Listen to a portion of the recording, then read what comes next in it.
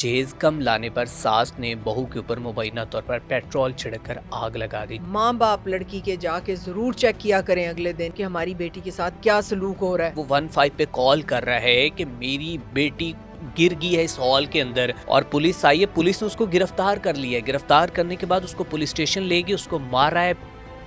अच्छा डॉक्टर साहब, अब मैं बात करूंगा, दो इंसिडेंट ऐसे हुए हैं कि जिसने एक दफ़ा इंसानियत को भी हिला कर रख दिया है। हाल ही में शेखुपुरा के इलाका फ़िरोज़वाला में ये वाक़या सामने आया है कि कहा जा रहा है कि जहेज़ कम लाने पर सास ने बहू के ऊपर मुबैना तौर पर पेट्रोल छिड़क आग लगा दी, जबकि वो चंद दिन जो है वो ज़िंदा रही। 70% उसका जिस्म जो है वो झुलस चुका था और उसके बाद वो अपने खालिक हकीकी से मिली। 7 माह की हामला थी। बड़ी खूबसूरत उसकी दुल्हन की जो तस्वीरें थी वो सोशल मीडिया पर वायरल हो रही। अब इसके अंदर जो डीपली स्टोरी है वो कुछ यूँ भी है कि जब मैंने वहाँ के कॉरस्पॉन्डेंट से कांटेक्ट किया तो वो कहता है मैंने पुलिस से बात की है, रेस्क्यू से की है। तो उनका ये कहना है कि ये सास और बहू की लड़ाई हुई है। लड़ाई के बाद जो है कोई रिश्ते का तनाज़ा चल रहा था। जो भी मामलात थे वो अपने भाई का रिश्ता इधर नहीं करवाना चाहती थी। सास कहती थी कि करवाओ मेरी बेटी के साथ, इस तरह का मामला था। तो वो कहता है कि उनके सामने ही उसने अपने ऊपर पेट्रोल छिड़का है और ख़ुद को आग लगा ली। जबकि इसको तासुर ये दिया गया कि जहेज़ कम लाने पर सास ने बहू के ऊपर पेट्रोल छिड़क आग लगा दी। लेकिन ये है कि उन दोनों की लड़ाई के बाद उसने अपनी ज़िंदगी को ख़त्म किया। तो इसके बारे में क्या कहना चाहेंगे? मुझे ये बताएं कि वो उसका खामन कहाँ था या उस सास का खामन कहाँ था? वो हम्म, किधर थे सीन में? वेयर हम्म, वर दे?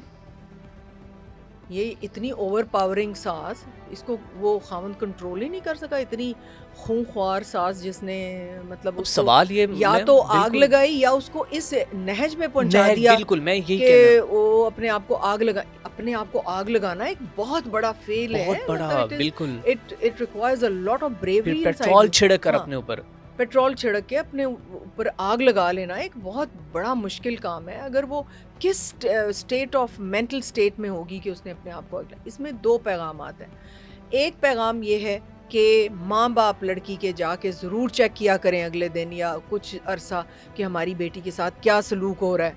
ये माँ बाप सो जाते हैं बच्ची को दूसरे घर में भेज के, उनकी जिम्मेदारी है कि चेक तो करें कि हो क्या रहा है। दूसरा, मैं बच्चियों से कहूँगी कि अपनी जान ज़ाया क्यों कर रही, अपने माँ बाप को दुखी करके तुम जा रही हो। हम्म, इस आग जलाने का किसको फ़ायदा होगा? तुम्हारी सास को। तुम्हारे माँ बाप तो मर जाएंगे उस दिन।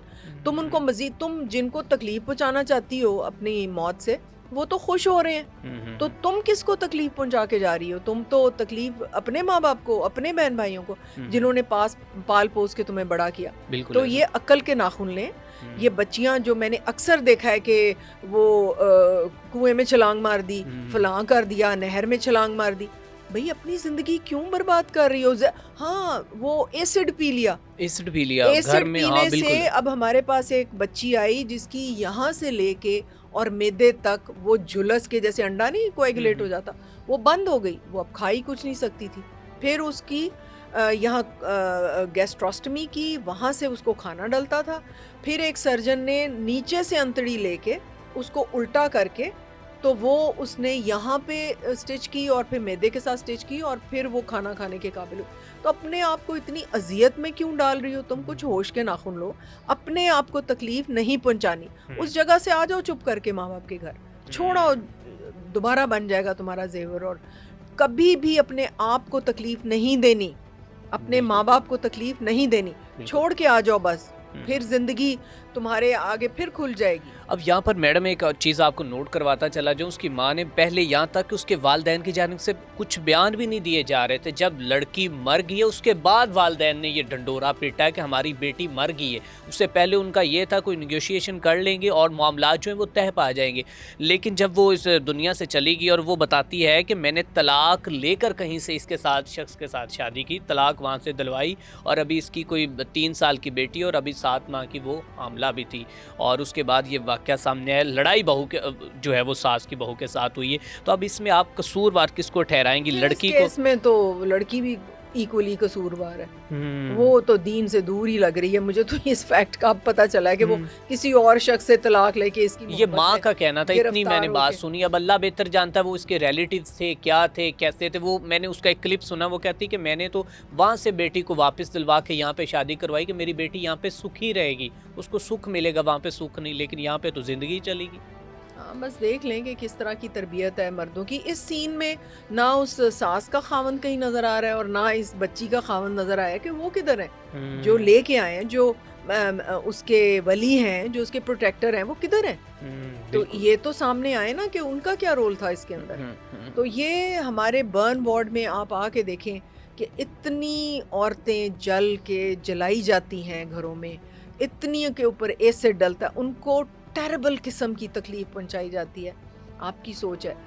एक उसने घर वालों ने मिलके उसकी टांगें स्प्रेड करके उसके प्राइवेट पार्ट्स को जलाया हुआ और वो हमारे पास पहुंचे। तो हुँ, क्या-क्या ज़ुल्म हो रहे हैं जो कि सामने भी नहीं आते। वो कई तो बिल्कुल। वैसे ही मर जाती हैं और उनको बिल्कुल ऐसे। भेजा ही अच्छा, नहीं आपने जाता। ज़ुल्म की बात की है कि हाल ही में शहर लाहौर के अंदर मतलब कि पंजाब का सूबाई दारुल हुकूमत है और एक ख़ातून की गवर्नमेंट है, बड़ी स्ट्रिक्ट है, वो बड़े एक्शन लेती है। तो उसके दौरे हुकूमत के अंदर भाटी गेट पर दाता दरबार के सामने एक ऐसा इंसिडेंट सामने आया कि सुनने के बाद आके भी रोंगटे खड़े हो जाएंगे। जो शौहर है अपनी बीवी के हमरा वो सैर के लिए आते हैं, अपनी बेगम को वो सैर पे लेके आते हैं। एक छोटी सी मिडिल क्लास फैमिली होती है, रिक्शे से उतरते हैं और ये सामने ही वो खड़ा होता है बाप, और उसके बाद मतलब उसका शौहर और बच्ची जो है वो कहीं उसके अंदर मुबैना तौर पर कहा जा रहा है कि पहले बच्ची गिरती है, माँ बच्चे को बचाने के लिए पीछे छलांग लगा देती है या दोनों गिरती उसके हाथ में होती है लेकिन दोनों गिर जाती हैं। अब वो बच्ची को पुकार कर रहा है, वो 15 पे कॉल कर रहा है कि मेरी बेटी गिर गई है इस हॉल के अंदर, और पुलिस आई है। पुलिस ने उसको गिरफ्तार कर लिया है। गिरफ्तार करने के बाद उसको पुलिस स्टेशन ले गई, उसको मारा है, पीटा और उसको खाली उसके जो उस शख्स है वो उसके उसके ससुर से, औरत के ससुर से खाली स्टंप पे उसने वो अंगूठे लगवाए हैं। कहा है पेपर पे कि तुम ये कहो कि ये लड़ाई झगड़े का मामला था, इस वजह से आकर उसने खुदकुशी कर ली। और फिर यहाँ तक कि हमारी वज़ीर इत्तलात व नशियात अज़मा बुखारी साहिबा ने बयान दे दिया कि ये तो सब फेक न्यूज़ हैं, आप लोग तो फेक न्यूज़ को फैलाने में। लेकिन तब जाके सबकी आंखें खुली कि जब वो कोई 7 घंटे बाद लड़की मिल गई और 7-9 घंटे बाद उस दोनों डेड बॉडी सामने आ गई, और अब इन्होंने दम ऐसे पकड़ा हुआ कि हम क्या करें। बताइएगा क्या कहना चाहेंगे इसके? मैं क्या कहूँ इसके ऊपर, क्योंकि मैं जब सुबह ऑफिस जाती हूँ तो रात को मैं वो जो मेन होल हैं उनके ढकने ऊपर होते हैं। सुबह को जब हम गुजर रहे होते हैं तो वो गायब होते हैं, उसमें स्टिक्स डाली होती हैं या टहनियाँ डाली होती हैं।